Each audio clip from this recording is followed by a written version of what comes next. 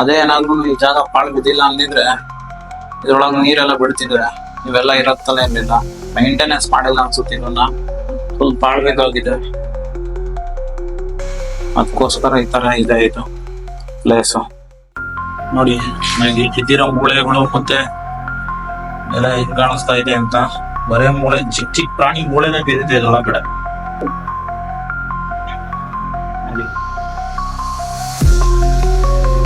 ಎಲ್ಲೋ ಮೂಳೆಗಳು ರಾಶಿ, ಬರೇ ಚಿಕ್ಕ ಚಿಕ್ಕ ಪ್ರಾಣಿ ಜನ ಯಾವ್ದು.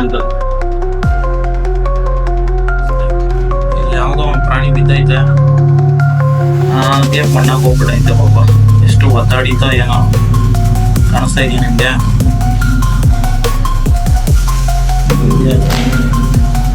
ಇಲ್ಲೊಂದು ತಲೆಗೂಡೆ, ಇಲ್ಲೊಂದು ತಲೆಗೂಡೆ, ಮತ್ತೆ ಇಲ್ಲೊಂದು ತಲೆಗೂಡೆ, ಇನ್ನೊಂದು ತಲೆಗೂಡೆ.